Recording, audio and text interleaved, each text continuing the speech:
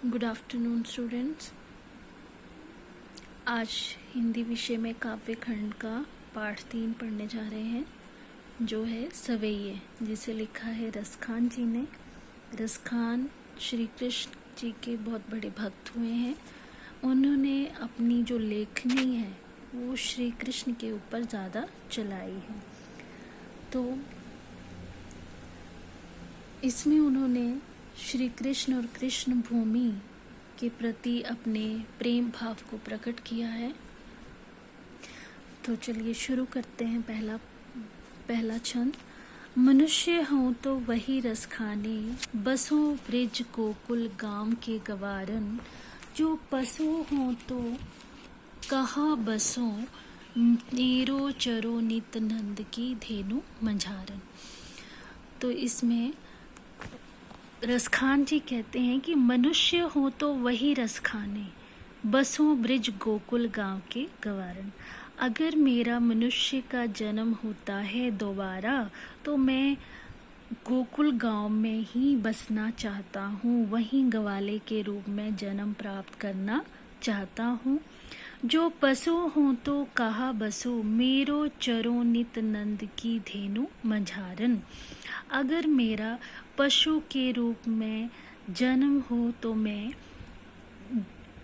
नंद बाबा की गऊं के बीच ही रहना चाहता हूँ, उनके साथ ही चरना चाहता हूँ।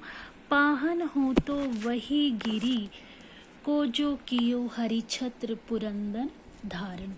अगर पाहन हो तो पाहन होता है पहाड़, अगर मैं पहाड़ बनूं तो उसी पाहन हो तो पाहन होता है पत्थर, तो पाहन हो तो वही गिरी, अगर मैं पत्थर बनूं तो उसी गिरी मतलब उसी पर्वत का बनूं, जो कियो हरिछत्र पुरंदर धारण, जिसे श्री कृष्ण ने अपनी उंगली पर उठा लिया था। क्यों उठा लिया था? इंद्र के क्रोध से बचने के लिए। तो रसखान जी कहते हैं अगर पत्थर का जन्म हो तो मैं उसी पर्वत का पत्थर बनना चाहता हूँ, उसी पर्वत का टुकड़ा बनना चाहता हूँ जिसे श्री कृष्ण ने अपनी उंगली पर उठा लिया था। जो खग हो तो बसेरो करो, मिली कालिंदी कोल कदम्ब की धारन। जो खग होता है पक्षी, अगर मेरा जन्म जो है वो पक्षी के रूप में हो तो मैं वहीं कदम्ब की यमुना नदी के किनारे कदम्ब के पेड़ पर अपना बसेरा बसाना चाहता हूँ। जैसे कहते हैं कि श्री कृष्ण यमुना किनारे कदम्ब की डाली पर बैठकर बांसुरी बजाया करते थे, तो इसलिए रसखान को भी वो सभी चीज़ें पसंद हैं जहाँ पे श्री कृष्ण रहते थे, जो काम वो किया करते थे। तो इसलिए वो चाहते कि अगर मनुष्य, पशु, पत्थर और पक्षी का जन्म मिले तो वो गोकुल में ही आए, और इन रूपों में जिनमें रसखान जी ने व्याख्या की है उनमें अपना जीवन श्री कृष्ण के सानिध्य में प्राप्त करें। अगला है या लकुटी और कामरिया पर, राज तिहु पुर को तजी डारूं। या लकुटी होती है लकड़ी, और कामरिया मतलब कंबल। तो रसखान जी कहते हैं कि उस लकड़ी और कंबल पर मैं तीनों लोकों का जो सुख है उसे त्याग देना चाहता हूँ। आठों सिद्धि नवो निधि के सुख, नंद की काई चराई बिसारूं। क्या कहते हैं कि यदि ये मिल जाए, क्या मिल जाए? लकुटी, लाठी, और कामरिया, लाठी जिसे लेकर श्री कृष्ण गौएं चराया करते थे, और कंबल जिसे वो अपनी कमर पर बांधा करते थे। तो ये सारी चीज़ें जो हैं रसखान जी के लिए बहुत महत्व रखती हैं। वे कहते हैं यदि मिल जाए तो वे तीनों लोकों के सुख जो हैं इस पर वार देना चाहते हैं। मतलब उन्हें वो तीनों लोकों का सुख भी नहीं चाहिए अगर उन्हें श्री कृष्ण के द्वारा पकड़ी हुई वो लाठी और कामरिया मिल जाए। वे श्री भगवान कृष्ण से संबंध रखने वाली उन गौओं को जिन्हें कृष्ण चराते थे, चराने का अवसर मिल जाए तो वे आठों सिद्धियों और 9 निधियों को कुर्बान कर दें। लिखा है कि आठों सिद्धि नवोनिधि के सुख नंद की गाई चराई विसारूं। अगर उन्हें भगवान श्री कृष्ण से संबंध रखने वाली वो गौएं मिल जाएं जिन्हें श्री कृष्ण चराते थे, तो उन पर वो आठों सिद्धियों और नौ निधियों के सुख जो हैं वो त्याग देना चाहते हैं। रसखान आगे कहते हैं, रसखान कबोई नाखन सो ब्रज के बन बाग तड़ाक निहारो। रसखान आगे कहते हैं कि अपनी आंखों से ब्रज के बागों और तालाबों को देखने का अवसर उन्हें मिल जाए तो वे करील नामक कोटिक एकल धोत के धाम करील के कुंजन ऊपर वारूं।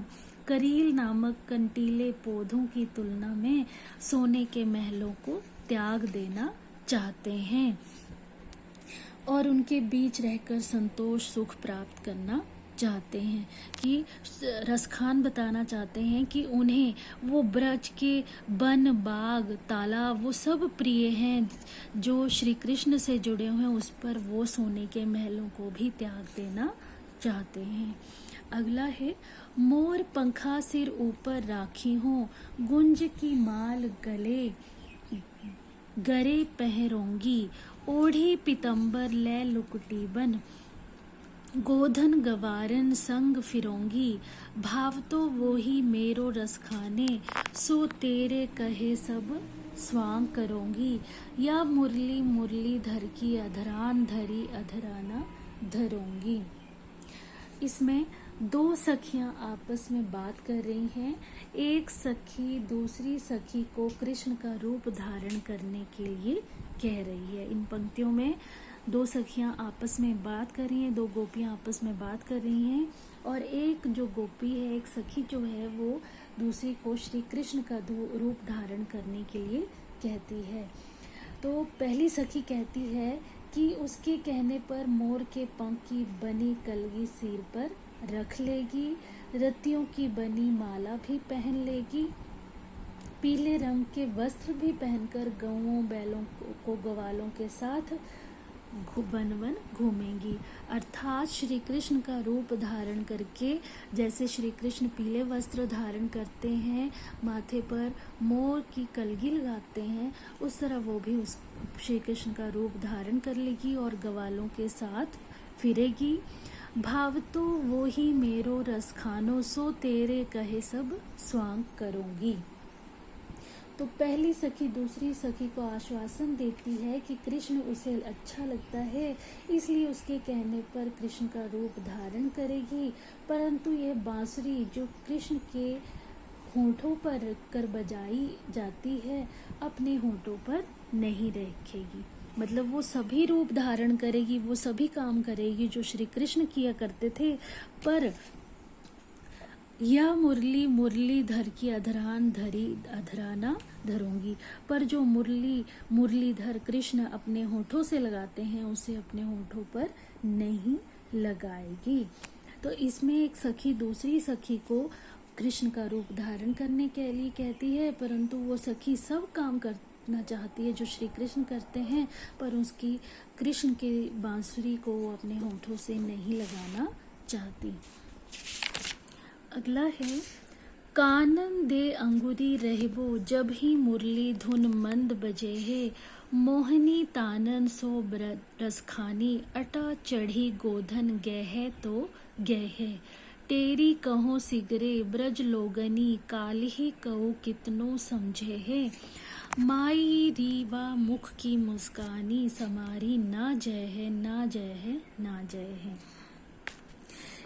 इसमें एक गोपी अपनी सखियों से कहती है कि जब कृष्ण अपनी बांसुरी बजाएंगे तब कानों में अंगुली डाल लेना चाहती है। कानन दे अंगुरी रहबो, मतलब जब श्री कृष्ण बांसुरी बजाएंगे तो वो अपने कानों में उंगली देना चाहती है। कृष्ण की जो मकान की छत है पर चढ़कर सबको मुक्त कर देने वाली जो धुन है, अर्थात जो श्री कृष्ण बांसुरी की धुन बजाते हैं जिनसे गौएं जो हैं मंत्र मुग्ध हो जाती हैं, पर मैं आवाज दे देकर ब्रज के सारे लोगों को बुला बुला कर कहती हूँ कि ये ध्वनि मुझसे संभाली नहीं जाएगी। अर्थात श्री कृष्ण इतनी मधुर धुन बजाते हैं कि वो धुन जो है गोपी चाहती है उसके कानों में ही बस जाए, वो वहां से बाहर नहीं जाए। भाव यही है कि गोपी उस ध्वनि की मोहक शक्ति को सहन नहीं सकेगी और कृष्ण के पीछे पागलों की तरह भागेगी। माई रीवा मुख की मुस्कान संभारी, ना जय है ना जय है ना जय है। गोपी अपनी माता को भी कहती है कि उस कृष्ण के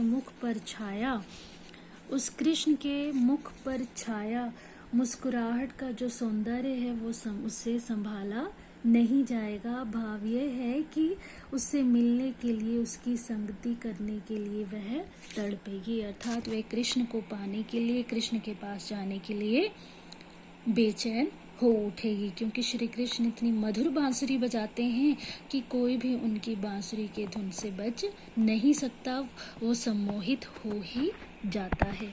तो ये था हमारा कृष्ण खान के सवैये।